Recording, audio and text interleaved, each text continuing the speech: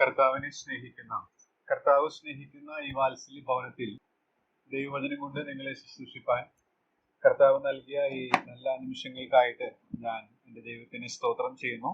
ഇന്നത്തെ വചന വിചിന്തനത്തിനായിട്ട് കൊരിന്ത്യർക്ക് എഴുതിയ 1-ാം ലേഖനം 10-ാം അധ്യായം 1 മുതൽ 13 വരെയുള്ള വാക്യങ്ങളിലേക്ക് നമ്മുടെ ശ്രദ്ധയെ തിരിക്കാം. കൊരിന്ത്യർക്ക് എഴുതിയ 1-ാം ലേഖനം 10-ാം അധ്യായം 1 മുതൽ 13 വരെയുള്ള വാക്യങ്ങൾ. ഈ വേദഭാഗത്തിന്റെ സവിസ്തരമായ വിശകലനത്തിനല്ല ഞാൻ ശ്രമിക്കുന്നത്, മറിച്ച് അനുദിന ദൈവവചന ധ്യാനത്തോടുള്ള ബന്ധത്തിൽ ഈ ഭാഗത്തിലൂടെ കടന്നുപോയപ്പോൾ 5-ാമത്തെ വാക്യത്തിലെ ഒരു പ്രയോഗം എൻ്റെ ശ്രദ്ധയിലേക്ക് വന്നു. അതിൽ നിന്ന് ഉരുത്തിരിഞ്ഞു വന്ന ചില ആശയങ്ങൾ നിങ്ങളുമായിട്ട് ഈ സായം സന്ധ്യയുടെ അടുത്ത സമയത്ത് പങ്കിടാമെന്നാണ് ഞാൻ ആഗ്രഹിക്കുന്നത്. ഈ ഭാഗം എടുത്തപ്പോൾ തന്നെ ഇവിടെ ഇരിക്കുന്ന മുതിർന്ന ജ്യേഷ്ഠ സഹോദരന്മാർ ഈ ഭാഗത്ത് നിന്ന് പങ്കുവച്ചിട്ടുള്ള പല ആശയങ്ങളും ചിന്തകളും എൻ്റെ മനസ്സിലേക്ക് കടന്നു വരാനിടയായിട്ട് തീർന്നു. അവരിൽ പലരും ഇന്നിവിടെ സന്നിഹിതരാണ്. എന്നാൽ ഞാനിത് വായിച്ചപ്പോൾ അവരിലൂടെ ലഭിച്ച ആശയങ്ങൾ തന്നെ ഒന്നുകൂടെ ദൈവത്തിന്റെ ആത്മാവ് എന്നെ ഓർപ്പിച്ചുണർത്തുവാനിടയായിട്ട് തീർന്നു. അതാണ് നിങ്ങളുടെ പരമാർത്ഥ മനസ്സ് ഓർപ്പിച്ചുണർത്തുവാൻ ഇന്ന് ഈ സമയത്ത് ഈ ഭവനത്തിന്റെ തണലിൽ നിന്നുകൊണ്ട് ഞാൻ ശ്രമിക്കുന്നത്. 5-ാമത്തെ വാക്യത്തിൽ നാം ഇപ്രകാരം വായിക്കുന്നുണ്ട്. എന്നെ ചിന്തിപ്പിച്ച വാക്യം സകലം എന്ന് പറയുന്നത്, എങ്കിലും അവരിൽ മിക്ക പേരിലും ദൈവം പ്രസാദിച്ചില്ല എന്നുള്ളതാണ്. അവരിൽ മിക്ക പേരിലും ദൈവം പ്രസാദിച്ചില്ല. ആരാണ് ഈ അവർ എന്നുള്ളത് മുകളിലുള്ള വാക്യങ്ങൾ നമ്മെ ഓർപ്പിക്കുന്നുണ്ട്. 1-ാമത്തെ വാക്യത്തിന്റെ അടിസ്ഥാനത്തിൽ നമുക്ക് ഇങ്ങനെ പറയാം, ആരാണ് ഈ അവരിൽ മിക്ക പേരിലും ദൈവം പ്രസാദിച്ചില്ല എന്ന് പറയുമ്പോൾ ആരാണ് അവർ എന്ന് നാം ചോദിച്ചാൽ, ദൈവത്തിന്റെ വചനം നമ്മളോട് സംസാരിക്കുകയാണ്. സഹോദരന്മാരെ, നമ്മുടെ പിതാക്കന്മാർ എല്ലാവരും മേഘത്തിൻ കീഴിലായിരുന്നു. എന്ന് വെച്ചാൽ ദൈവീക സംരക്ഷണവും നടത്തിപ്പും കരുതലും അനുഭവിച്ചവരായിരുന്നു അവർ. എന്നിട്ടും മിക്ക പേരിലും ദൈവം പ്രസാദിച്ചില്ല. ആരായിരുന്നു അവർ എന്ന് നാം ചോദിച്ചാൽ 2-ാമത്തെ വാക്യം നമ്മളോട് പറയുകയാണ്, ദൈവീകമായ വിടുതൽ അനുഭവിച്ചവരായിരുന്നു അവർ. മാത്രമല്ല ദൈവികമായ നേതൃത്വത്തോട് ചേർന്നവരായിരുന്നു അവർ. നാം 5-ാം വാക്യത്തിൽ വായിക്കുകയാണ്, എങ്കിലും അവരിൽ മിക്ക പേരിലും ദൈവം പ്രസാദിച്ചില്ല. ആരാണ് ഈ അവർ എന്ന് നാം വീണ്ടും ചോദിച്ചാൽ 3-ാമത്തെ വാക്യം പറയുകയാണ്, സ്വർഗീയമായ ആഹാരം ആസ്വദിച്ചവരായിരുന്നു, ഭുജിച്ചവരായിരുന്നു അവർ. എങ്കിലും അവരിൽ മിക്ക പേരിലും ദൈവം പ്രസാദിച്ചില്ല. വീണ്ടും ആരായിരുന്നു അവർ എന്ന് ചോദിച്ചാൽ 4-ാമത്തെ വാക്യം പറയുകയാണ്, ആത്മീക പാനീയം, സ്വർഗീയമായ വെള്ളം കുടിച്ചവരായിരുന്നു അവർ. എന്നിട്ടും അവരിൽ മിക്ക പേരിലും ദൈവം പ്രസാദിച്ചില്ല എന്നാണ് നമുക്ക് കാണുവാനായിട്ട് സാധിക്കുന്നത്. അപ്പൊ ഈ ഭാഗം ചിന്തിച്ചപ്പോൾ എന്നോടുള്ള ബന്ധത്തിൽ ഞാൻ ചിന്തിക്കാനായിട്ട് ഇടയായിട്ട് തീർന്നത്, ഇത് ഇസ്രായേൽ മക്കളുടെ ചരിത്രത്തെ ഓർപ്പിച്ചുകൊണ്ട് 9-ാം അധ്യായത്തിന്റെ അവസാന ഭാഗത്തിന്റെ തുടർച്ചയായിട്ടാണ് ഈ 10-ാമത്തെ അധ്യായവും കടന്നു വരുന്നത്. നാം രാവിലെ കേട്ടതുപോലെ ആത്മനിയന്ത്രണമില്ലാതെ ജീവിക്കുന്ന കൊരിന്ത്യ വിശ്വാസികളോട് അവർക്ക് മുന്നറിയിപ്പായിട്ട് ചരിത്രത്തിൽ നിന്ന് ഒരു മുന്നറിയിപ്പ് അവരെ ഓർമ്മിപ്പിച്ചുണർത്തുകയാണ് അപ്പോസ്തലനായ പൗലോസ് ഇവിടെ ചെയ്യുന്നത്. ഇത് നമ്മോടുള്ള ബന്ധത്തിലും വളരെ അന്വർത്ഥമാണ്. ലോകത്തിലെ മറ്റൊരു ജനതയ്ക്ക് ലഭിക്കാത്ത മഹാഭാഗ്യമാണ് 40 വർഷക്കാലം ഇസ്രായേൽ ജനം അനുഭവിച്ചത്. എന്നിട്ടും ദൈവം അവരിൽ പ്രസാദിച്ചില്ല. നമുക്കറിയാം, ഈ സത്യങ്ങളൊക്കെ നാം പലപ്പോഴും കേട്ടിട്ടുള്ളതാണെങ്കിലും നമ്മളോടുള്ള ബന്ധത്തിൽ ഇതൊക്കെ പലപ്പോഴും പിശാച് നമ്മുടെ ഉള്ളിൽ നിന്ന് എടുത്തു കളയാനുള്ള സാധ്യതയുണ്ട്. അതുകൊണ്ട് ദൈവത്തിന്റെ വചനം കൂടെ ആവർത്തിച്ച് അതേ സത്യങ്ങൾ തന്നെ കേൾക്കുന്നത് കർത്താവിന്റെ അനുഗമിക്കുന്നതിന് നമ്മെ സഹായിക്കും എന്നുള്ളത് കൊണ്ടാണ് ഈ കാര്യങ്ങൾ വീണ്ടും ഓർപ്പിക്കാനായിട്ട് ഞാൻ ശ്രമിക്കുന്നത്. നമ്മളോടുള്ള ബന്ധത്തിൽ ഈ സത്യം ചേർത്ത് ചിന്തിച്ചാൽ നാമും രക്ഷിക്കപ്പെട്ടവരാണ്, ദൈവകുഞ്ഞാടിന്റെ രക്തത്താൽ വീണ്ടെടുക്കപ്പെട്ടവരാണ്. അതുപോലെ തന്നെ കർത്താവിനോട് ചേരുവാൻ സ്നാനമേറ്റവരാണ്. അതുപോലെ തന്നെ സഭയോട് ചേർന്നവരാണ്. അനുദിനം ദൈവവചനം ധ്യാനിച്ച് ആ സ്വർഗീയമായ മന്ന ഭുജിക്കുന്നവരാണ്, സ്വർഗീയമായ പാനീയം കുടിക്കുന്നവരാണ്. എന്നാൽ നമ്മുടെ ജീവിതത്തിലും ഇങ്ങനെ ദൈവം നമ്മുടെ ജീവിതത്തെ കുറിച്ച് സാക്ഷ്യപ്പെടുത്താൻ സാധ്യതയുണ്ടോ എന്നുള്ളതാണ് എന്നെ ചിന്തിപ്പിക്കാൻ ഇടയായിട്ട് തരും. നമ്മൾ ഓരോരുത്തരുടെ ജീവിതത്തെ കുറിച്ചൊന്ന് നാം നോക്കുമ്പോൾ ദൈവം ഇവരെ കുറിച്ച് പറഞ്ഞ അതേ സാക്ഷ്യമാണോ ഓരോ ദിവസവും എന്നെ കുറിച്ച് പറയുന്നത്, നമ്മെ കുറിച്ച് പറയുന്നത് എന്ന് ചിന്തിക്കാനായിട്ട് ഇടയായിട്ട്. അതുകൊണ്ടാണ് ഈ ഭാഗം പങ്കിടാമെന്ന് ഞാൻ വിചാരിച്ചത്. അതെ, അവരിൽ മിക്ക പേരിലും ദൈവം പ്രസാദിച്ചില്ല. ദൈവത്തിന്റെ ഒരുപാട് അനുഭവം, അത്ഭുതങ്ങൾ, ദൈവത്തിന്റെ ഒരുപാട് കരുതലുകൾ, ദൈവിക സംരക്ഷണം, ദൈവിക ഭക്ഷണം ഒക്കെ അവർ ഭുജിച്ചു. പക്ഷേ ദൈവം അവരിൽ പ്രസാദിച്ചില്ല. നമ്മെ സംബന്ധിച്ചും നാം പ്രാർത്ഥിക്കുന്നു, ചിലപ്പോൾ പ്രാർത്ഥനയ്ക്ക് ഉത്തരം ലഭിക്കുന്നു, സഭായോഗങ്ങളിലേക്ക് കടന്നു പോകുന്നു, ഒരുപാട് പ്രവർത്തനങ്ങളിൽ നമ്മൾ രാവിലെ കേട്ടതുപോലെ അങ്ങനെയൊക്കെയുള്ള ഒരുപാട് കാര്യങ്ങളിൽ നാം പങ്കാളികളായിട്ട് തീരുമ്പോഴും നമ്മുടെ ജീവിതത്തിൽ ദൈവത്തിന് പ്രസാദമില്ലാതെ ഇരിക്കാമെന്നുള്ള അതിപ്രധാനമായ സത്യം നാം പലപ്പോഴും വിസ്മരിച്ചു പോകുന്നതും പിശാച് നമ്മുടെ ഉള്ളിൽ നിന്ന് എടുത്തു കളയുന്നതുമായ ഒരു സത്യമാണ് ഇതെന്നുള്ളതാണ് ദൈവത്തിന്റെ ആത്മാവ് ഇന്ന് ഈ സമയത്ത് നമ്മളോട് ഓർപ്പിക്കുന്നത്. അവരിൽ മിക്ക പേരിലും ദൈവം പ്രസാദിച്ചില്ല. എന്തുകൊണ്ട് അവരിൽ പ്രസാദിച്ചില്ല? 5 കൂട്ട അനുഗ്രഹങ്ങളെ കുറിച്ച് നാം 10:1 മുതൽ 5 വരെ വായിക്കുമ്പോൾ 5 കൂട്ടം പാപങ്ങൾ തുടർന്നുള്ള വേദഭാഗത്ത് നമുക്ക് കാണാനായിട്ട് സാധിക്കും. അത് നാം പലപ്പോഴും കേൾക്കാറുള്ളതാണ്, ചിന്തിക്കാറുള്ളതാണ്. എന്നാൽ ഈ ഭാഗം ധ്യാനത്തിനായിട്ട് നാം തെരഞ്ഞെടുത്തപ്പോൾ ദൈവാത്മാവ് ചൂണ്ടിക്കാണിച്ച 3 കുറിപ്പുകൾ, 3 പാഠങ്ങൾ വേഗത്തിൽ ഞാൻ പറയാനായിട്ട് ശ്രമിക്കുകയാണ്. എന്തുകൊണ്ടാണ് അവരിൽ മിക്ക പേരിലും ദൈവം പ്രസാദിക്കാതിരുന്നത്? നാം അറിയുന്നത് പോലെ ഒരുപാട് നമ്മുടെ ഇന്നത്തെ ഭാഷ രീതിയിൽ പറഞ്ഞാൽ ഒരുപാട് കാര്യങ്ങൾ ചെയ്തവരാണ്, ദൈവികമായിട്ടുള്ള നന്മകളൊക്കെ അനുഭവിച്ചവരാണ്. പക്ഷേ ദൈവം പറയുന്നത് ദൈവത്തിന് അവരിൽ പ്രസാദമില്ല എന്നുള്ളത്. എന്തുകൊണ്ടാണ് അവരിൽ പ്രസാദമില്ലാതെ പോയത്? 9-ാം അധ്യായത്തിന്റെ 27-ാമത്തെ വാക്യമാണ് നമ്മെ സംബന്ധിച്ച് നമ്മുടെ ജീവിതത്തിൽ ദൈവത്തിന് പ്രസാദമില്ലാതെ പോകാൻ കാരണമായിട്ട് എനിക്ക് മനസ്സിലാക്കാനായിട്ട് സാധിച്ചു. 27-ാം വാക്യത്തിൽ നാം ഇങ്ങനെ വായിക്കുന്നുണ്ട്, മറ്റുള്ളവരോട്, 1 കൊരിന്ത്യർ 9:27, മറ്റുള്ളവരോട് പ്രസംഗിച്ച ശേഷം ഞാൻ തന്നെ കൊള്ളരുതാത്തവനായി പോകാതിരിക്കേണ്ടതിന് എന്റെ ശരീരത്തെ ദണ്ഡിപ്പിച്ച് അടിമയാക്കുകയത്രേ ചെയ്യുന്നത്. പൗലോസൂടെ പറയുകയാണ്. പൗലോസിനെ ഉൾപ്പെടുത്തി പൗലോസ് തന്റെ അനുഭവം പറയുകയാണ്. ഞാൻ ഒരുപാട് കാര്യങ്ങൾ ചെയ്യുന്നുണ്ട്, പക്ഷേ ആ കാര്യങ്ങൾ ചെയ്യുമ്പോൾ ഞാൻ കൊള്ളരുതാത്തവനായിട്ട് തീർന്നാൽ ആ കാര്യങ്ങളൊക്കെ യൂസ്ലെസ് ആയിട്ട് തീരും. അതുകൊണ്ട് അത് പ്രയോജനമുള്ളതായിട്ട് തീരാനായിട്ട് അദ്ദേഹം ചെയ്യുന്ന ഒരു പ്രവൃത്തിയാണ് ഇവിടെ നാം രാവിലെയും അത് കേൾക്കാനിടയായിട്ട് തീർന്നു. ആത്മനിയന്ത്രണം, ശരീരത്തെ ദണ്ഡിപ്പിച്ച് അടിമയാക്കുകയാണ്. ദൈവം നമ്മെ വിശുദ്ധീകരിച്ചെങ്കിലും വിശുദ്ധീകരണത്തിൽ നമ്മുടെ പങ്ക് എന്നുള്ള സത്യമാണ് ഇവിടെ പൗലോസ് ഓർപ്പിക്കുന്നത്. അപ്പൊ അത് ഇങ്ങനെ നമുക്കൊരു കുറിപ്പ് കൊടുക്കാനായിട്ട് സാധിക്കും. എന്തുകൊണ്ട് നമ്മിൽ ദൈവത്തിന് പ്രസാദമില്ല അല്ലെങ്കിൽ പ്രസാദിക്കാൻ കഴിയുന്നില്ല എന്ന് ചോദിച്ചാൽ ഈ 9-ാം അധ്യായത്തിന്റെ 27-ാമത്തെ വാക്യത്തിന്റെ അടിസ്ഥാനത്തിൽ നമുക്ക് ഇങ്ങനെ പറയാനായിട്ട് സാധിക്കും. അനുദിന ജീവിതത്തിൽ ദൈവഭയത്തിൽ വിശുദ്ധിയെ തികയ്ക്കാതിരുന്നാൽ,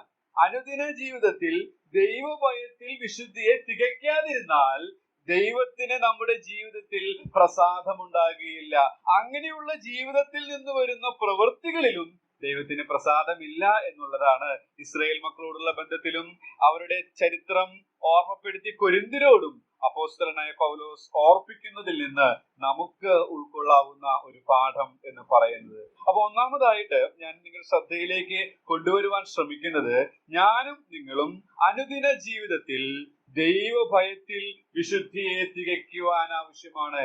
ദൈവഭയത്തിൽ വിശുദ്ധിയെ തികയ്ക്കണം എന്നുള്ള ക്രിയാപദമാണ്. അത് തനിയെ വരുന്നതല്ല, നമ്മുടെ ഭാഗത്തു നിന്നുള്ള ഒരു പരിശ്രമം അതിന് ആവശ്യമാണ് എന്നുള്ളത് നമുക്ക് കാണാനായിട്ട് സാധിക്കും. രാവിലെ കർത്തൃദാസൻ വചന ശുശ്രൂഷ പറഞ്ഞു നിർത്തുന്നതിന് മുൻപ് താൻ പറഞ്ഞ കാര്യം വളരെ പ്രസക്തമായ ഒരു വിഷയമാണ്. ഇതിനോടുള്ള ബന്ധത്തിൽ അത് ചേർത്ത് ചിന്തിക്കാനായിട്ട് നമുക്ക് സാധിക്കും. അബ്രഹാമിന്റെ ജീവിതം നാം എടുക്കുകയാണെങ്കിൽ അത് നമുക്ക് കുറെ കൂടെ മനസ്സിലാക്കാനായിട്ട് സാധിക്കും. മറ്റൊന്നുമല്ല, ഞാൻ പറയാനായിട്ട് ഉദ്ദേശിക്കുന്നത്, ഇസ്മായേൽ എന്ന് പറയുന്നത് കർത്താവിന് വേണ്ടി അബ്രഹാം പ്രവർത്തിച്ചതിന്റെ ചിത്രമായിട്ട് നമുക്ക് എടുക്കാനായിട്ട് സാധിക്കും. എന്നാൽ ഇസഹാക്ക് എന്ന് പറയുന്നത് കർത്താവ് അബ്രഹാമിൽ പ്രവർത്തിച്ചതിന്റെ ദൃഷ്ടാന്തമായിട്ട് എടുക്കാനായിട്ട് സാധിക്കും. നാം ദൈവഭയത്തിൽ അനുദിനം വിശുദ്ധിയെ തികച്ചുകൊണ്ട് ജീവിക്കുമ്പോൾ കർത്താവ് നമ്മിൽ പ്രവർത്തിക്കുകയും ഇസഹാക്കിനെ പോലെയുള്ള ഉൽപാദനങ്ങൾ നമ്മുടെ ജീവിതത്തിൽ ഉളവാകുവാനായിട്ട് ഇടയായിട്ട് തീരും. ഇല്ല എങ്കിൽ ഇസ്മായിലിനെ പോലെയുള്ള പ്രൊഡക്റ്റുകളായിരിക്കും നമ്മുടെ ഉള്ളിൽ നിന്ന് നമ്മിൽ നിന്ന് പുറപ്പെടുക എന്നുള്ളത് നാം ഓർത്തിരിക്കേണ്ടത് ആവശ്യമാണ്. അതുകൊണ്ട് ദൈവഭയത്തിൽ വിശുദ്ധിയെ തികച്ചുകൊണ്ട് നാം ജീവിക്കുമ്പോൾ ദൈവം നമ്മിൽ പ്രസാദിക്കാനിടയായിട്ട് തീരും. നമ്മുടെ ജീവിതത്തിൽ ദൈവത്തിന് പ്രസാദമില്ലാത്തതിന്റെ ഒരു കാരണം ഇതാണ്: ദൈവഭയത്തിൽ വിശുദ്ധിയെ തികയ്ക്കാത്തതാണ്. ദൈവത്തിന്റെ വചനത്തിന്റെ മുമ്പാകെ ഓരോ ദിവസവും നാം ഇരിക്കുമ്പോൾ ദൈവത്തിന്റെ വചനം നമ്മെ സ്കാൻ ചെയ്യാനായിട്ട് നാം അനുവദിച്ചാൽ ശരിയായിട്ടുള്ള സ്കാൻ റിപ്പോർട്ട് ദൈവത്തിന്റെ വചനം നമുക്ക് നൽകും. ആ നൽകുന്ന സ്കാൻ റിപ്പോർട്ട് അനുസരിച്ച് നമ്മുടെ ഉള്ള അവസ്ഥ മനസ്സിലാക്കി അതിനെ മാറ്റിക്കളയേണ്ടത്, നീക്കിക്കളയേണ്ടത്, വിട്ടുകളയേണ്ടത്, കൂട്ടിച്ചേർക്കേണ്ടത് ചെയ്യുമ്പോൾ ദൈവഭയത്തിൽ വിശുദ്ധിയെ തികയ്ക്കാനായിട്ട് സാധിക്കും എന്നുള്ളതാണ് പ്രാരംഭമായിട്ട് നിങ്ങളുടെ ശ്രദ്ധയിലേക്ക് ഓർപ്പിച്ചുണർത്താൻ ഞാൻ ശ്രമിക്കുന്നു. രണ്ടാമതായിട്ട് 13-ാം വാക്യത്തിലേക്ക് വരുമ്പോൾ, കൊരിന്ത്യർക്ക് എഴുതിയ ലേഖനം 1-ാം ലേഖനം 10-ാം അധ്യായത്തിന്റെ 13-ാമത്തെ വാക്യത്തിൽ വരുമ്പോൾ മറ്റൊരു കാര്യം നമുക്ക് കാണാൻ സാധിക്കും. സാക്ഷ്യത്തോടുള്ള ബന്ധത്തിൽ ദൈവത്തിന്റെ ഒരുപാട് പ്രത്യേകതകൾ നാം കേട്ടു. ഒരു പ്രത്യേകത ഇവിടെ നാം കാണുന്നുണ്ട്. 13-ാം വാക്യത്തിൽ നാം ഇങ്ങനെ വായിക്കുന്നു: മനുഷ്യർക്ക് നടപ്പല്ലാത്ത പരീക്ഷ നിങ്ങൾക്ക് നേരിട്ടിട്ടില്ല, ദൈവം വിശ്വസ്തൻ എന്നുള്ളതാണ്. ദൈവം വിശ്വസ്തൻ. ഇസ്രായേൽ മക്കളോടുള്ള ബന്ധത്തിൽ ദൈവം വിശ്വസ്തനായിരുന്നു. ദൈവത്തിന്റെ വിശ്വസ്തത 40 വർഷക്കാലം മാറ്റമില്ലാതെ അവരെ പിന്തുടർന്നു. എന്നാൽ നാം ഈ വായിച്ചതുപോലെ അവരിൽ മിക്ക പേരിലും ദൈവം പ്രസാദിച്ചില്ല. ഈ ദൈവത്തിന്റെ വിശ്വസ്തത അത് മനസ്സിലാക്കുവാൻ അവർക്ക് സാധിച്ചില്ല. അതുകൊണ്ട് അവരിൽ മിക്ക പേരിലും ദൈവം പ്രസാദിച്ചില്ല. നമ്മോടുള്ള ബന്ധത്തിലും ദൈവത്തിന്റെ വിശ്വസ്തതയെ അവഗണിക്കുമ്പോൾ ദൈവത്തിന് നമ്മിൽ പ്രസാദം ഉണ്ടാകുകയില്ല എന്നുള്ള സത്യം നമുക്ക് ഇവിടെ മനസ്സിലാക്കാനായിട്ട് സാധിക്കും. ദൈവം വിശ്വസ്തനാണ് എന്ന് പറയുമ്പോൾ വിശ്വസിക്കുവാൻ കൊള്ളാകുന്നവനാണ്. അവൻ പറഞ്ഞിരിക്കുന്ന കാര്യങ്ങൾ അപ്രകാരം തന്നെ ചെയ്യാൻ അവൻ കഴിവുള്ളവനും മതിയായവനുമാണ് എന്നുള്ള സത്യമാണ് അത് നമ്മെ ഓർപ്പിക്കുന്നത്. എന്നാൽ ഇസ്രായേൽ മക്കളോടുള്ള ബന്ധത്തിൽ, കൊരിന്ത്യരോടുള്ള ബന്ധത്തിൽ ദൈവം വിശ്വസ്തനാണ് എന്നുള്ള സത്യം അവർ അവഗണിക്കുവാനിടയായിട്ട് തീരുന്നു. അതുകൊണ്ടാണ് കൊരിന്ത്യരോടുള്ള ബന്ധത്തിൽ നാം വായിക്കുന്നത് അവർക്ക് ഒരു കൃപാവരത്തിലും കുറവില്ലാത്തവരായിരുന്നു. ഇസ്രായേൽ മക്കളെ പോലെ തന്നെ ഈ പറഞ്ഞ നന്മകളൊക്കെ അവർ അനുഭവിച്ചവരാണ്. ഒരുപാട് നല്ല കാര്യങ്ങൾ അവരെ കുറിച്ച് പറയാനായിട്ടുണ്ട്. പക്ഷെ പൗലോസ് പറയുകയാണ്, ഇസ്രായേൽ മക്കളെ പോലെ നിങ്ങൾക്ക് ഒരുപാട് ആത്മീക നന്മകളും ഭൗതിക നന്മകളും ഒക്കെ ഉണ്ടായേക്കാം. പക്ഷേ അത് ഇസ്മായേലിനെ പോലെയുള്ളതാണെങ്കിൽ ദൈവത്തിന് പ്രസാദം ഉണ്ടാകുകയില്ല. അതുകൊണ്ട് ഈ മുന്നറിയിപ്പ് ഗൗരവത്തോടെ എടുക്കണം എന്നുള്ളതാണ് പറയുന്നത്. അതിന്റെ രണ്ടാമത്തെ കാരണമാണ് പറഞ്ഞത്, ദൈവത്തിന്റെ വിശ്വസ്തതയെ അവർ അവഗണിക്കാനായിട്ട് ഇടയായിട്ട് തീരുന്നു എന്നുള്ളതാണ്. ദൈവത്തിന്റെ വിശ്വസ്തത എന്ന് പറയുമ്പോൾ നമുക്ക് ഇവിടെ കാണാനായിട്ട് സാധിക്കുന്നത് ദൈവം വിശ്വസിക്കുവാൻ കൊള്ളാകുന്നവനാണ് എന്ന സത്യം അവർ അവഗണിച്ചു. എന്തിനെ വിശ്വസിക്കാൻ കൊള്ളാകുന്നവരാണ്? 13-ാമത്തെ വാക്യത്തിൽ നാം വായിക്കുന്നുണ്ട്, സഹിക്കാൻ കഴിയുന്നതിന് മീതെ അവൻ പരിശോധിക്കുന്നവനല്ല, അതിൽ അവൻ വിശ്വസ്തനാണ്.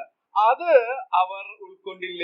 അതുകൊണ്ട് അവർക്ക് നേരിട്ട 5 പാപങ്ങളെ കുറിച്ച് നാം അവിടെ വായിക്കുന്നുണ്ട്. ആ പരീക്ഷകളിൽ അവർ പരാജയപ്പെടാനായിട്ട് ഇടയായിട്ട് തീർന്നു. അപ്പൊ ദൈവം വിശ്വസ്തനാണെന്നുള്ള സത്യം പൗലോസ് ഇവിടെ ഓർപ്പിക്കുമ്പോൾ നമ്മളോടുള്ള ബന്ധത്തിൽ പറയുന്നത്, നമുക്ക് സഹിക്കാൻ കഴിയുന്നതിന് മീതെ അവൻ നമ്മെ പരീക്ഷിക്കുകയില്ല. ഒരു എഴുത്തുകാരൻ എഴുതിയിരിക്കുന്നത് ഇപ്രകാരമാണ്: നിങ്ങൾക്ക് ജയിക്കാൻ കഴിയാത്ത ഒരു ചോദ്യവും നിങ്ങളുടെ ചോദ്യ പേപ്പറിൽ ഉണ്ടാവില്ല, കാരണം ദൈവം വിശ്വസ്തനാണ്.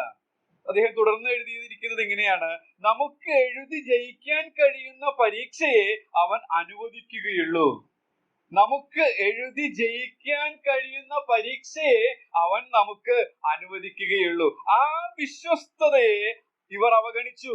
നമ്മുടെ ജീവിതത്തിലും ദൈവം നമുക്ക് സഹിക്കാൻ കഴിയുന്നതിന് മീതെ അനുവദിക്കുകയില്ല എന്നുള്ള സത്യം, ആ രീതിയിലുള്ള ദൈവത്തിന്റെ വിശ്വസ്തതയെ അവഗണിക്കുമ്പോൾ, അനുദിന ജീവിതത്തിൽ നാം പരാജയപ്പെടുമ്പോൾ ദൈവത്തിന് നമ്മുടെ ജീവിതത്തിൽ പ്രസാദമില്ല എന്നുള്ള സത്യം നാം ഓർത്തിരിക്കേണ്ടതാണ്. രണ്ട് കാര്യങ്ങൾ അവിടെ നിന്ന് പറയാനായിട്ട് സാധിക്കും. മൂന്നാമതായിട്ട് ആ 13-ാം വാക്യത്തിൽ നിന്ന് തന്നെ മറ്റൊരു സത്യം ഓർപ്പിച്ച് മുന്നോട്ട് പോകാനായിട്ട് ആഗ്രഹിക്കുകയാണ്. 1 കൊരിന്ത്യർ 10:13, മനുഷ്യർക്ക് നടപ്പല്ലാത്ത പരീക്ഷ നിങ്ങൾക്ക് നേരിട്ടിട്ടില്ല, ദൈവം വിശ്വസ്തൻ, നിങ്ങൾക്ക് കഴിയുന്നതിന് മീതെ പരീക്ഷ നേരിടുവാൻ സമ്മതിക്കാതെ നിങ്ങൾക്ക് സഹിക്കാൻ കഴിയേണ്ടതിന് പരീക്ഷയോട് കൂടെ അവൻ പോക്കുവഴിയും ഉണ്ടാക്കും. ഇവിടെ ദൈവം നമ്മിൽ പ്രസാദിക്കാതിരിക്കുന്നതിന്റെ മൂന്നാമത്തെ കാരണമായിട്ട് എടുക്കുന്നത് അവസാനത്തെ വാചകമാണ്. ദൈവത്തിന്റെ പദ്ധതിയെ തിരിച്ചറിയുന്നില്ല. ദൈവം പരീക്ഷിക്കുന്നവനാണ്, എന്നാൽ പരീക്ഷിക്കുമ്പോൾ അതിനോട് കൂടെ പോക്കുവഴികളും ഉണ്ടാക്കുന്നവനാണ് എന്നുള്ള തിരിച്ചറിവ്, ദൈവത്തിന്റെ പദ്ധതി തിരിച്ചറിയാത്തത് ദൈവത്തിന് നമ്മിൽ പ്രസാദിക്കാനായിട്ട് തടസ്സമാണ്. ഒരു എഴുത്തുകാരൻ ഇതിനെ കുറിച്ച് പറഞ്ഞൊരു കമന്റ് ഞാൻ ഒന്ന് വായിച്ച് മുന്നോട്ട് പോകാൻ ആഗ്രഹിക്കുന്നു. അദ്ദേഹം പറഞ്ഞത് ഇങ്ങനെയാണ്: 1-ാം ക്ലാസ്സിലെ കുട്ടിക്ക് 10-ാം ക്ലാസ്സിലെ ക്വസ്റ്റ്യൻ പേപ്പർ കർത്താവ് കൊടുക്കുകയില്ല. ദൈവത്തിന്റെ പദ്ധതിയെ തിരിച്ചറിയണം എന്നുള്ളതിനെ കുറിച്ച് ആ കർത്തൃദാസൻ രേഖപ്പെടുത്തിയത് ഇങ്ങനെയാണ്: 1-ാം ക്ലാസ്സിലെ കുട്ടിക്ക് 10-ാം ക്ലാസ്സിലെ ക്വസ്റ്റ്യൻ പേപ്പർ കർത്താവ് കൊടുക്കുകയില്ല. ദൈവത്തിന്റെ വിചാരങ്ങളും വഴികളും അത് നമ്മുടെ വിചാരങ്ങളും വഴികളിൽ നിന്ന് വ്യത്യസ്തമാണ് എന്നുള്ള സത്യമാണ് അവിടെ നിന്ന് മനസ്സിലാക്കാനായിട്ട് സാധിക്കും. അപ്പൊ ദൈവം അവരിൽ മിക്ക പേരിലും പ്രസാദിച്ചില്ല എന്ന് പറയുമ്പോൾ നമ്മുടെ ജീവിതത്തിൽ പ്രസാദിക്കാതിരിക്കുന്നതിന്റെ 3 മേഖലകൾ എന്റെ ശ്രദ്ധയിൽ വന്നത് ഞാൻ നിങ്ങളെ ഓർപ്പിച്ചുണർത്തുകയായിരുന്നു. ഒന്ന്, ദൈവഭയത്തിൽ അനുദിനം വിശുദ്ധിയെ തികയ്ക്കാതെ നാം മുന്നോട്ട് പോകുമ്പോൾ ദൈവത്തിന് നമ്മുടെ ജീവിതത്തിൽ പ്രസാദമില്ല. 2, ദൈവത്തിന്റെ വിശ്വസ്തതയെ നാം അവഗണിക്കുമ്പോൾ ദൈവത്തിന് നമ്മുടെ ജീവിതത്തിൽ പ്രസാദിക്കാൻ സാധിക്കുകയില്ല. 3, ദൈവത്തിന്റെ പദ്ധതികൾ തിരിച്ചറിയാൻ സാധിക്കാതിരിക്കുമ്പോൾ നാം പാപത്തിൽ വീണുപോകും. അപ്പോൾ ദൈവത്തിന് നമ്മിൽ പ്രസാദിക്കാതിരിക്കാൻ സാധിക്കുകയില്ല. ഇത് വായിച്ചപ്പോൾ മറ്റ് വേദഭാഗങ്ങളിലേക്ക് എന്റെ ശ്രദ്ധ പോയി. അതിൽ നിന്ന് ഈ വിഷയത്തിന്റെ പ്രാധാന്യം എനിക്ക് ഉൾക്കൊള്ളുവാനായിട്ട് കഴിഞ്ഞു. 3 വേദഭാഗങ്ങളിലേക്ക് നിങ്ങളുടെ ശ്രദ്ധയെ കൊണ്ടുപോകാൻ ആഗ്രഹിക്കുന്നു.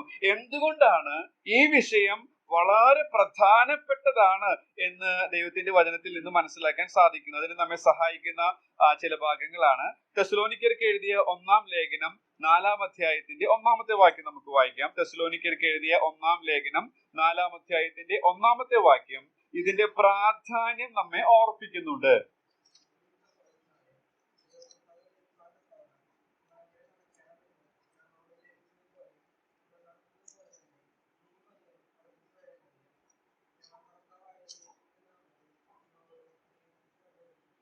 ഇവിടെ പൗലോസ് പറയുകയാണ്, ഞങ്ങളിൽ നിന്ന് നിങ്ങൾ അത് പഠിച്ചിട്ടുണ്ട്, കണ്ടിട്ടുണ്ട്.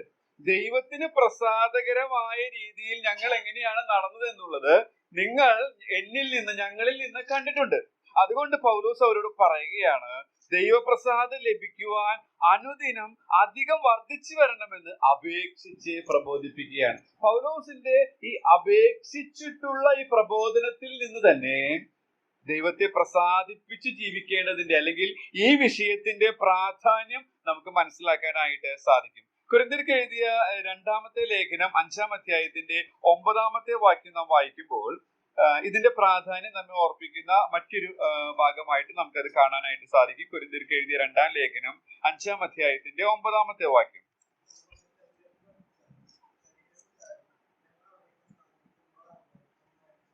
പൗലോസ് ഇവിടെ പറയുന്ന പൗലോസിന്റെ ജീവിത ലക്ഷ്യം തന്നെ ദൈവത്തെ പ്രസാദിപ്പിക്കുക എന്നുള്ളതാണ്. അപ്പൊ പൗലോസിന്റെ ജീവിത ലക്ഷ്യം ദൈവത്തെ പ്രസാദിപ്പിക്കുകയാണ് എന്നുള്ളതിൽ നിന്ന് തന്നെ ഇത് എത്രമാത്രം പ്രാധാന്യമുള്ളതാണ് എന്ന് നമുക്ക് മനസ്സിലാക്കാനായിട്ട് സാധിക്കും. മത്തായി സുവിശേഷം 3-ാം അധ്യായത്തിന്റെ 17-ാം വാക്യത്തിലേക്ക് വരുമ്പോൾ നമുക്ക് ഇതിന്റെ പ്രാധാന്യം ഒന്നുകൂടെ വ്യക്തമായിട്ട് മനസ്സിലാക്കാനായിട്ട് സാധിക്കും. മത്തായി സുവിശേഷം 3-ാം അധ്യായത്തിന്റെ 17-ാമത്തെ വാക്യം.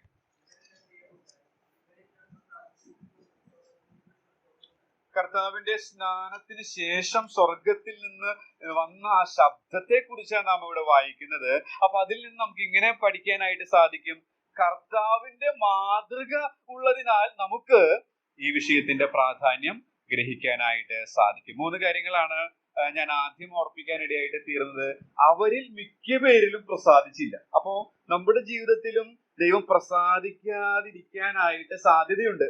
എങ്ങനെയെങ്കിൽ, ഒന്ന്, അനുദിനം ദൈവഭയത്തിൽ വിശുദ്ധിയെ തികയ്ക്കാതെ നാം ജീവിച്ചാൽ. 2, ദൈവത്തിന്റെ വിശ്വസ്തതയെ, പാപം ചെയ്യാതെ ജീവിക്കാൻ, പാപത്തെ അതിജീവിക്കാനായിട്ട് കരുത്ത് നൽകുന്ന ദൈവത്തിന്റെ വിശ്വസ്തതയെ അവഗണിച്ച് ജീവിച്ചാൽ നമ്മിൽ ദൈവം പ്രസാദിക്കാതിരിക്കാൻ സാധ്യതയുണ്ട്. 3-മതായിട്ട് ദൈവത്തിന്റെ പദ്ധതിയെ തിരിച്ചറിയുക. അങ്ങനെ സാധിക്കാതിരുന്നാൽ സാധ്യതയുണ്ടെന്ന് പറഞ്ഞു. പിന്നീട് 3 കാര്യങ്ങൾ ഈ വിഷയത്തിന്റെ പ്രാധാന്യത്തെ കുറിച്ച് ഓർപ്പിക്കാനിടയായിട്ട് തീർന്നു. പൗലോസ് തെസ്സലോനിക്ക വിശ്വാസികളോട് പറയുകയാണ്, ദൈവപ്രസാദം ലഭിക്കാനായിട്ട്, അതിൽ വർദ്ധിച്ചു വരാനായിട്ട് അപേക്ഷിച്ച് പ്രബോധിപ്പിക്കുന്നതിൽ നിന്ന് അതിന്റെ പ്രാധാന്യം നമുക്ക് മനസ്സിലാക്കാനായിട്ട് സാധിക്കും. അതുപോലെ തന്നെ പൗലോസ് പറയുകയാണ്, എന്റെ ജീവിതത്തിന്റെ ലക്ഷ്യം തന്നെ അവനെ പ്രസാദിപ്പിക്കുക, അതിലാണ് എന്റെ അഭിമാനം. അതിൽ നിന്ന് തന്നെ അതിന്റെ പ്രാധാന്യം നമുക്ക് മനസ്സിലാക്കാൻ സാധിക്കും.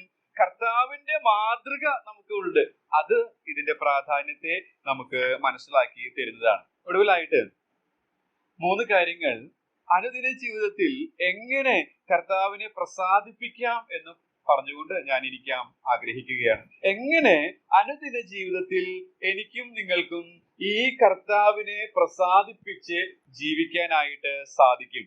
നാം വായിച്ച മത്തായി സുവിശേഷത്തിലെ ഒടുവിൽ നാം വായിച്ചത്, ഇവൻ എന്റെ പ്രിയപുത്ര, ഇവനിൽ ഞാൻ പ്രസാദിച്ചിരിക്കുന്നു.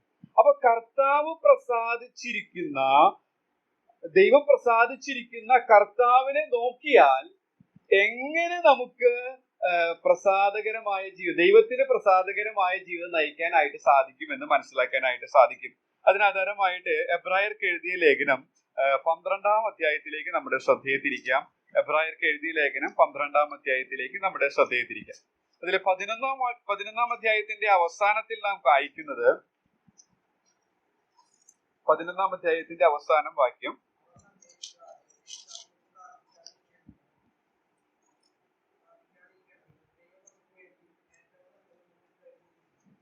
ദൈവം നമുക്ക് വേണ്ടി ഏറ്റവും നല്ലതൊന്ന് കരുതിയിരുന്നു എന്ന് പറഞ്ഞിട്ട് തുടർന്ന് അതിന്റെ തുടർച്ചയായിട്ട് 12-ാം അധ്യായത്തിലേക്ക് പ്രവേശിക്കുകയാണ്.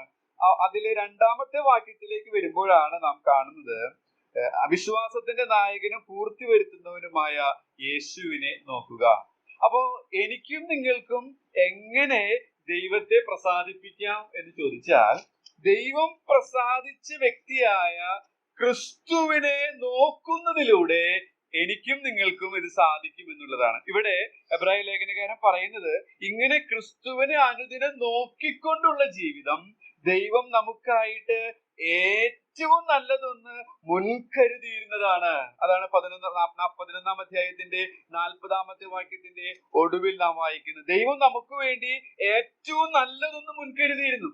അത് ദൈവത്തെ പ്രസാദിപ്പിച്ച് ജീവിക്കുന്ന ഒരു ജീവിതമാണ്. അതിന് നമ്മെ സഹായിക്കുന്നത് യേശുവിനെ നോക്കുന്നതിലൂടെയാണ്. അനുദിന ജീവിതത്തിൽ യേശുവിനെ നോക്കുന്നതിലൂടെ, നമുക്കറിയാം, യേശുവിനെ നോക്കുക എന്ന് പറഞ്ഞാൽ കർത്താവ് എന്താണ് പറഞ്ഞിട്ടുള്ളത്, കർത്താവ് എന്താണ് ചെയ്തിട്ടുള്ളത്, കർത്താവാണ് നമ്മുടെ ഡിക്ഷണറി. ആ കർത്താവിനെ അനുദിനം പരിശോധിച്ച് ജീവിക്കുമ്പോൾ ദൈവത്തെ പ്രസാദിപ്പിച്ച് ജീവിക്കാനായിട്ട് സാധിക്കും. ജീവിതത്തിൽ നേരിടുന്ന പല പല സംശയങ്ങളോടുള്ള ബന്ധത്തിൽ, ജീവിതത്തിൽ നേരിടുന്ന പല പല പ്രതിസന്ധികളോടുള്ള ബന്ധത്തിൽ നാം കർത്താവിനെ നോക്കുമ്പോൾ, നമുക്കറിയാം, നാം ബൈബിൾ വായിക്കുമ്പോൾ, ഇംഗ്ലീഷ് വായിക്കുമ്പോൾ എന്തെങ്കിലും വാക്കുകളുടെ അർത്ഥം കിട്ടാതിരിക്കുമ്പോൾ നാം ഡിക്ഷണറി പരിശോധിക്കുന്നത് പോലെ നമ്മുടെ ജീവിതത്തിലും കർത്താവിനെ പരിശോധിച്ച്, കർത്താവിനെ നോക്കി ജീവിക്കുമ്പോൾ നമുക്ക് കർത്താവിനെ പ്രസാദിപ്പിച്ച് ജീവിക്കാനായിട്ട് സാധിക്കും എന്നുള്ളതിന് യാതൊരു സംശയവുമില്ല. 2-ാമത്തെ കാര്യം നാം അതിന്റെ 3-ാമത്തെ വാക്യത്തിൽ വായിക്കുന്നുണ്ട്. എബ്രായർക്ക് എഴുതിയ ലേഖനം 12-ാം അധ്യായത്തിന്റെ 3-ാമത്തെ വാക്യം നാം അവിടെ ഇങ്ങനെ വായിക്കുന്നു,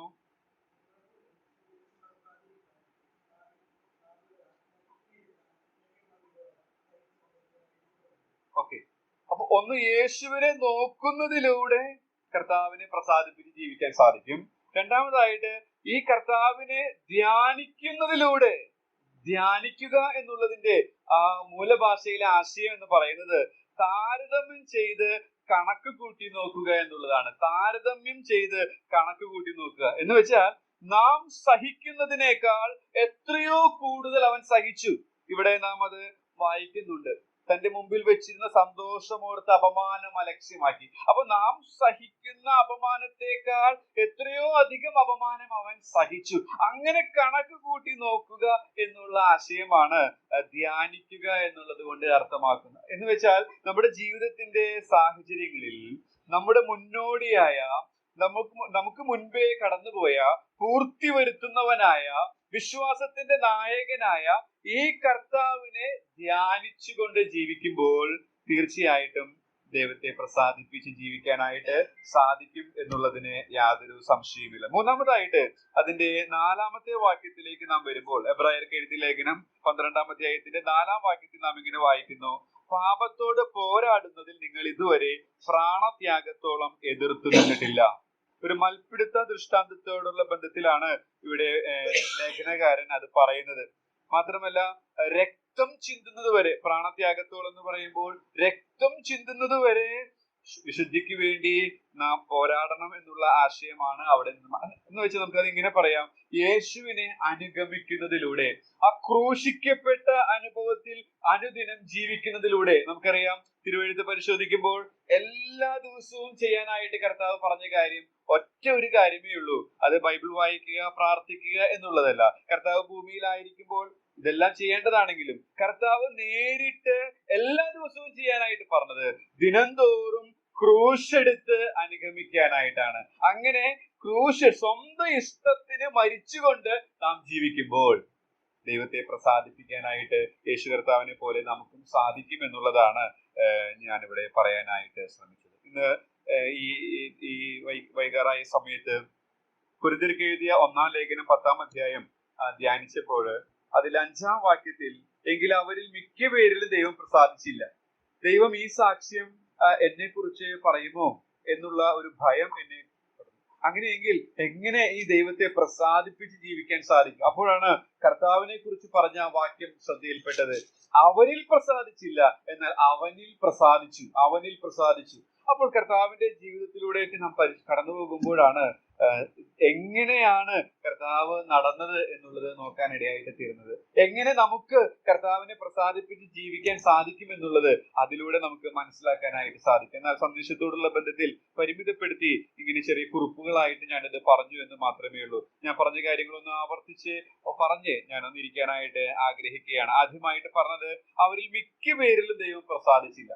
ഇതുപോലെ നമ്മുടെ ജീവിതത്തിലും ദൈവം പ്രസാദിക്കാതിരിക്കാൻ സാധ്യതയുണ്ട്. ഒന്ന്, ദൈവഭയത്തിൽ വിശുദ്ധിയെ തികയ്ക്കാതിരിക്കുമ്പോൾ, ദൈവത്തിന്റെ വിശ്വസ്തതയെ അവഗണിക്കുമ്പോൾ, മാത്രമല്ല ദൈവത്തിന്റെ പദ്ധതികളെ തിരിച്ചറിയാതിരിക്കുമ്പോൾ, ദൈവത്തിന്റെ പ്രസാദം ലഭിക്കാത്ത ജീവിതം കാഴ്ചവെക്കാനായിട്ട്.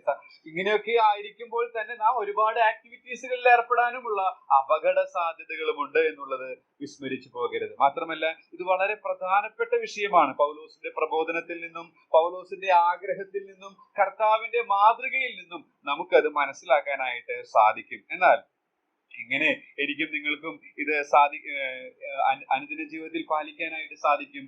ഓരോ ദിവസവും യേശുവിനെ നോക്കുന്നതിലൂടെ, അവൻ എന്ത് പറഞ്ഞിരിക്കുന്നു, അവൻ എങ്ങനെ അത് ചെയ്തിരിക്കുന്നു എന്ന് നാം പരിശോധിക്കുമ്പോൾ നമുക്ക് ദൈവത്തെ പ്രസാദിപ്പിക്കാനുള്ള ആ വഴി മനസ്സിലാകാനായിട്ട് സാധിക്കും. യേശുവിനെ ധ്യാനിക്കുന്നതിലൂടെ നമുക്ക് ദൈവത്തെ പ്രസാദിപ്പിച്ചുകൊണ്ടുള്ള ഒരു ജീവിതം നയിക്കാനായിട്ട് സാധിക്കും. മാത്രമല്ല, യേശുവിനെ അനുഗമിക്കുന്നതിലൂടെ നമുക്ക് ആ ദൈവത്തെ പ്രസാദിപ്പിക്കാനായിട്ട് സാധിക്കും. അങ്ങനെയെങ്കിൽ എല്ലാ ദിവസവും ദൈവജനത്തിന്റെ മുമ്പാകെ ദൈവജനം നമ്മെ സ്കാൻ ചെയ്യാനായിട്ട് നാം അനുവദിക്കുമ്പോൾ, ആ സ്കാൻ റിപ്പോർട്ട് പ്രകാരം നമ്മുടെ ഉള്ള അവസ്ഥ മനസ്സിലാക്കിക്കൊണ്ട്, അതെ, ദൈവം അവനിൽ പ്രസാദിച്ചിരിക്കുന്നു എന്നുള്ള സാക്ഷ്യമാണോ എന്നെ കുറിച്ച് ഇന്ന് പറയാനായിട്ട് ഇടയായിട്ട് തീർന്നത് എന്നുള്ള വിലയിരുത്തൽ നടത്തിക്കൊണ്ട്, ഇല്ല എങ്കിൽ ആ ന്യൂനതകൾ നികത്തി വിശുദ്ധിയെ തികച്ചുകൊണ്ട് ജീവിക്കാൻ, ദൈവത്തെ പ്രസാദിപ്പിക്കുന്ന ഒരു ജീവിതം നയിക്കാൻ ഈ ചിന്തകളാൽ വചനം പറഞ്ഞ എന്നെയും കേട്ട നിങ്ങളെയും ദൈവത്തിന്റെ ആത്മാവ് സഹായിക്കും.